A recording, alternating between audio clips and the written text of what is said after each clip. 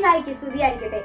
മഞ്ഞണിഞ്ഞ രാവിൽ മനുഷ്യനായി അവതരിച്ച മനുഷ്യപുത്രന്റെ ജന്മദിനം ആഘോഷിക്കാൻ ഒരുങ്ങുന്ന ഈ അനുഗ്രഹീതമായ വേളയിൽ ആദ്യം തന്നെ ഏവർക്കും പിറവി തിരുനാളിന്റെ മംഗളങ്ങൾ സ്നേഹപൂർവ്വം നേരുന്നു.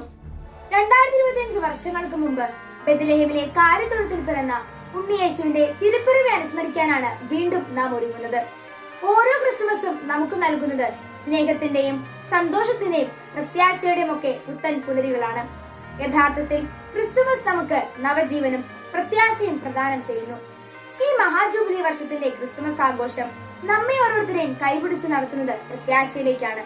പ്രത്യാശ നമ്മെ നിരാശരാക്കുന്നില്ല എന്ന ആപ്തവാക്യം ഹൃദയത്തിൽ സ്വായത്തമാക്കിക്കൊണ്ട് നാം മുന്നോട്ട് പോകുമ്പോൾ ഈ ആപ്തവാക്യത്തിന്റെ അന്തസത്ത മുഴുവൻ അടങ്ങിയിരിക്കുന്നത് ബെത്ലഹേമിലെ ആ കാലിത്തൊഴുത്തിലാണ്.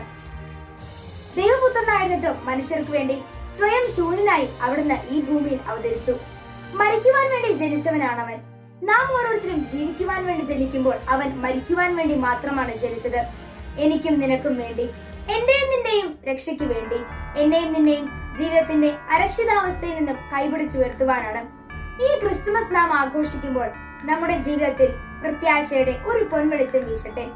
ജീവിതത്തിലുണ്ടാകുന്ന തകർച്ചകളിലൂടെയും നൊമ്പരങ്ങളിലൂടെയും ഒക്കെ നാം കടന്നു പോകുമ്പോൾ നമുക്ക് മുമ്പേ നടന്നു നീങ്ങിയവൻ പ്രത്യാശയുടെ ഒരു തിരുനാളം അവശേഷിപ്പിച്ചുകൊണ്ടാണ് കടന്നുപോയത് എന്ന ബോധ്യത്തോടുകൂടി അവൻ കാലിത്തൊഴുത്തിൽ ഒന്നുമല്ലാത്തവനായി പിറന്നിട്ടുണ്ടെങ്കിൽ അവന്റെ പ്രത്യാശ മുഴുവൻ ദൈവവുമായി നമ്മെ ഓരോരുത്തരെയും അടുപ്പിക്കുക എന്നതാണെങ്കിൽ ആ പ്രത്യാശയുടെ ഉറവിടമായ ക്രിസ്തു ഇന്നും നമുക്കായി ആ കാലിത്തൊഴുത്തിൽ കാത്തിരിക്കുന്നു.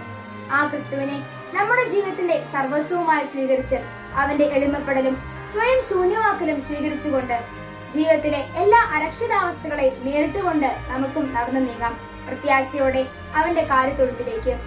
ഈ തിരുപ്പിറവി നമുക്ക് ഓരോരുത്തർക്കും പുതിയൊരു വെളിച്ചവും പുതിയൊരു പ്രത്യാശയും പ്രദാനം ചെയ്യട്ടെ.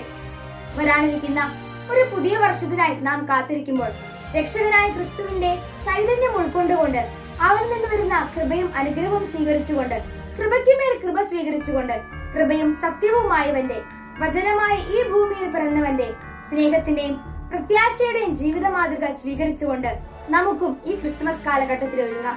ഉണ്ണീശോയെ സ്വീകരിക്കാം. പുതിയ വർഷത്തിനായി നമുക്ക് കാത്തിരിക്കാം. പ്രത്യാശയുടെ നല്ലൊരു തിരുപ്പിറവി ആശംസിച്ചുകൊണ്ട് ഞാൻ എന്റെ വാക്കുകൾ ഉപസംഹരിക്കുന്നു. നന്ദി.